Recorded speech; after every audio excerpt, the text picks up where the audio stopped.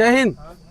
स्वागत है आप सभी दर्शकों का और आप सभी का भी कि आज यहाँ कौसाम्बी जो लोहंदा गांव है वहाँ पर जो पिछले 27 मई को जो घटना घटी थी उसके बारे में बहुत सारे लोग आए और बहुत सारे लोगों ने धरना प्रदर्शन दिया, बहुत सारे लोगों ने आंदोलन किया और अपनी अपनी बात कहे। लेकिन आज जो लोग यहाँ खड़े हुए हैं मैं इन सब से बात करूँगा, क्योंकि देखिए जो ब्राह्मण समाज पर अत्याचार हो या किसी पर भी हो, किसी को भी गलत रूप से नहीं फंसाया जाना चाहिए।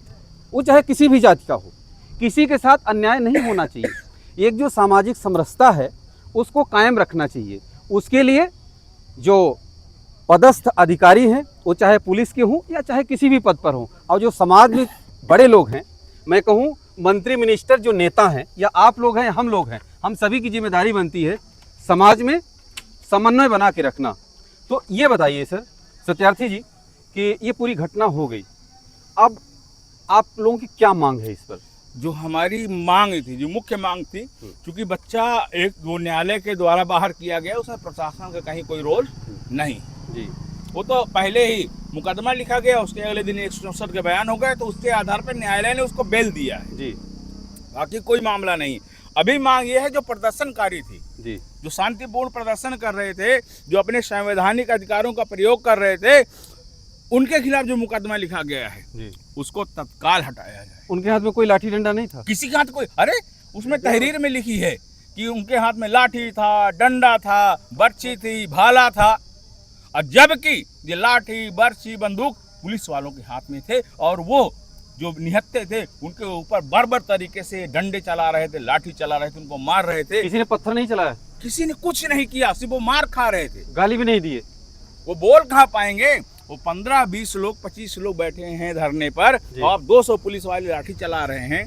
कोई उसमें से कोई अपराधी तो था नहीं किनसे लड़ता, सब सामान्य लोग थे, गरीब लोग थे, वो सिर्फ लाठी खाते रहे, कुछ नहीं। उनको उनके प्रजातांत्रिक अधिकारों का ऐसा हनन हुआ जो आप इतिहास में लिख गया है। ऐसी बर्बरता मैंने तो अपने इस 40 साल की उम्र में नहीं देखी जो वहाँ पुलिस ने उस दिन दिखाई। ये बताइए किसके दबाव में हो सकता है ये दबाव? अभी तक जो लोगों ने बताया जी, तो वहाँ जो विपक्ष के नेता हैं जी, पुष्पेंद्र जी, सांसद जी, उन्होंने अपने वाल पे डाला था अच्छा कि मैंने थाने पहुंच के मुकदमा लिखाया। अच्छा, हाँ, लेकिन जो अंदर खाने बात हो रही है तो उसमें बात ये हो रही कि 5-7 लोग गए थे जी, जो डेली वो साहब के साथ, जो थाने वाले साहब थे उनके साथ डेली उनका खाना पीना होता था। अच्छा, पार्टी होती, लेट नाइट वाली पार्टी साहब के साथ होती थी और वो लोग वहाँ गए थे। 8 बजे उन्होंने अपने फेसबुक वॉल में लिखा भी, पहुँचे हैं 10 मिनट में खेला कर दिया। अच्छा, अपने फेसबुक वॉल में लिखा है। वो 10-12 लोग हैं, लेकिन पुलिस ने अभी तक उनके भी खिलाफ कार्रवाई नहीं की, चूंकि ये षड्यंत्रकारी हैं। जितना थाना 10 षड्यंत्रकारी है उतना इसके साथ के जो 10-12 लोग फोटो में हैं ये भी षड्यंत्रकारी हैं। इनके खिलाफ मुकदमा होना चाहिए, इनको भी जेल जाना चाहिए कि इन्होंने पूरे प्रदेश को अस्थिर कर दिया, पूरे प्रदेश में जाति विद्वेष फैला दिया, सिर्फ अपने कुछ रुपए के लाभ के लिए, 10 बिस्वा जमीन के लिए इन्होंने पूरे उत्तर प्रदेश में ऐसा जहर बोया कि पूरे कानून व्यवस्था की हालत खराब हो गई। ये बताइए सत्यार्थी जी, ब्राह्मण जब या पंडित जी, पुरोहित जो पूजा कराते हैं तो धर्म की जय हो, अधर्म का नाश हो, प्राणियों में सद्भावना हो, प्राणियों में सद्भावना, विश्व का कल्याण हो, जब ऐसी बात करता है और फिर उसके साथ जब अन्याय किया जाता है, तो अब बताइए समाज में जो ऐसे लोग हैं, सिर्फ ब्राह्मण ही नहीं बाकी लोगों के साथ हम सबको सबकी बात करनी चाहिए कि बाकी लोगों के साथ ऐसा अन्याय न हो कि उसका करियर पूरा खत्म हो जाए, किसी की जिंदगी चली जाए। ऐसा नहीं है। देखिए, अगर इसको आप ब्राह्मण की बात करेंगे, इसमें अकेले इस आंदोलन में ब्राह्मण भर नहीं शामिल था जी।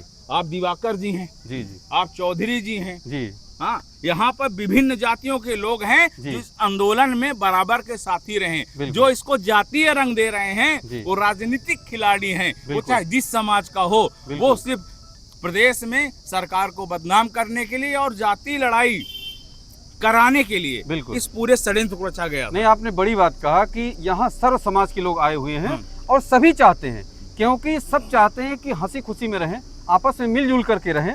जी भाई साहब, क्या नाम है आपका? प्रदीप सक्सेना जी। सक्सेना जी, ये बताइए कि इस पूरी घटना को आप किस नज़रिए से देखते हैं? मैं इस घटना को इस नज़रिए से देखना चाहता हूँ जी। कि प्रशासन की लापरवाही से सब हुआ। जी। मामूली सी घटना थी, जी। बच्ची को उस लड़के ने मारा था, जी। जिसको जो है गलत तरीके से पेश किया गया। जी। ऐसा नहीं होना चाहिए। समाज में जो है जी। सद्भावना बनी रहनी चाहिए। ब्राह्मण हो, पाल हो, पासी हो, कोई भी जाति का व्यक्ति हो, जी। ये भारत है। भारत जो है एकता की बात करता है, ना कि अनेकता में एकता की बात करता है। एकता की बात करता है। बिल्कुल। ये भारत में और हमारे कौशाम्बी के जो चुनिंदा नेता हैं, उनके द्वारा दबाव के द्वारा ये सब किया गया है। जी। मैं चाहता हूँ कि निष्पक्ष जांच हो, जी। दोषी बचने न पाए, निर्दोष फंसने न पाए। चाहे पाल हो, चाहे ब्राह्मण हो, कोई भी हो, बस यही चाहते हैं हम लोग। बहुत बड़ी बात कहा आपने बहुत बड़ी बात कहा। भगवान बुद्ध की धरती है, युद्ध की नहीं है। बिल्कुल बिल्कुल। बड़े भाई रात दिन मेहनत करते हैं, सद्भावना की लड़ाई लड़ते हैं, इसमें कोई दो राय नहीं है। ये बुद्ध की धरती है, यहाँ किसी जाति धर्म की बात हम लोग नहीं करने आए हैं। मैं इस बात को जो है कहना चाहता हूँ कि प्रशासन निष्पक्ष जांच करे, जो दोषी हो उसको सजा मिले, और ऐसी घटना इस धरती में दोबारा ना हो, ताकि इस धरती का नाम बदनाम ना हो। कौशाम्बी का नाम बदनाम ना हो, आप यही चाहते हैं ना? धरती, भगवान बुद्ध ने यहाँ तपस्या की है, इस धरती का नाम बदनाम ना हो। मैं यही कहना चाहता हूँ प्रशासन से, उत्तर प्रदेश सरकार से। जी जी जी। भाई साहब, योगी जी के शासन में कितना विश्वास करते हैं आप? अगर देखा जाए पूर्ण रूप से तो हम विश्वास सही तरीके से करते हैं जी। बाकी जो आपके कि कौशाम्बी जनपद में जो पुलिस विभाग का ये रवैया रहा जी, बहुत ही घातक रहा जी। अगर इसमें पूर्ण रूप से अगर कोई दोषी है जी, तो सीओ सिराथू है। अच्छा, सीओ सिराथू, अवधेश विश्वकर्मा, अपर पुलिस अधीक्षक आपका भी कौशाम्बी राजेश कुमार जी। चूँकि लाठी चार्ज करने का प्रकोप पूरा जाता है सीओ सिराथू और एडिशनल। चूँकि अगर घटना में जैसे कोई बैठा हुआ है तो प्यार से कि क्या आप तो समझा तो सकते नहीं हैं, आपकी तो जनगणना ज़्यादा है और जो धरने में बैठे हैं लोग उनकी जनगणना कम है।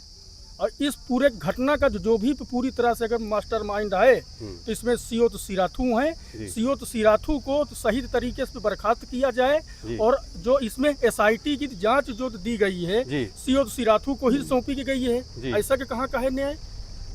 अच्छा, सीओ तो सिराथू के ही कहने पर, क्योंकि जिस सर्किल का मामला है सैनी थाना, अगर तो सैनी थाना अगर देखा जाए पूर्ण रूप से तो सीओ सिराथू के अंडर में आता है। बात तो वही है ना कि जो अपराधी हो वही जांच भी करे, वही तो कहानी है ना, है कि नहीं? अगर पूरी तरह से अगर देखा जाए तो सीओ तो सिराथू को बर्खास्त करना चाहिए और अपर पुलिस अधीक्षक को भी बर्खास्त करना चाहिए जी।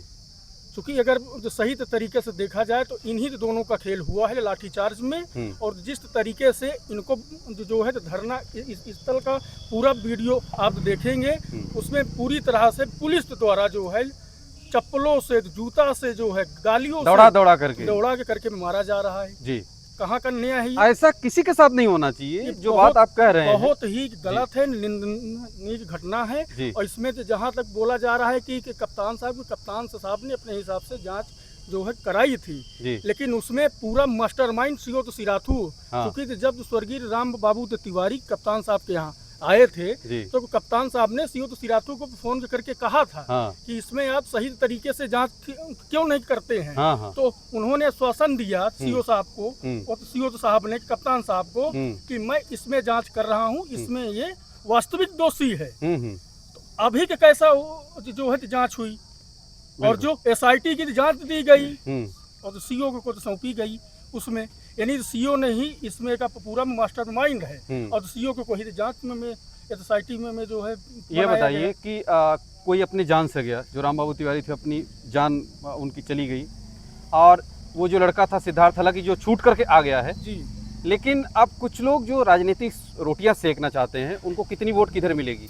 आप ये तो समझिए, अगर पूर्ण रूप से अगर देखा जाए इसमें हमारे ब्राह्मण समाज के जितने नेता थे, छोटे हुए आप बड़े, सभी ने अपना अपना कर्तव्य जो है बखूबी से निभाया है, जग गए, और पूरी तरह से मैं सभी का जो है करता हूँ धन्यवाद। अच्छा। और जो ये आपके विपक्ष पे पार्टी, चूंकि अगर देखा जाए वो वहाँ के जो प्रधान हैं, वहाँ के जो पाल जी प्रधान हैं जी, तो अगर उनको अगर देखा जाए तो प्रॉपर समाजवादी पार्टी के ही नेतृत्व में है प्रधान जी। और प्रधान जी के चूंकि रंजीसन के गाँव में जो है, अब आप तो समझ रहे हैं कि कुछ जो है थोड़ा सा विवादित जो है मामला था चुनावी मामले में, चुनावी मामले को देखते हुए प्रधान जी ने ऐसा खेल किया कि उसको 376 में भिजवा दिया जेल। अच्छा। पास्को में।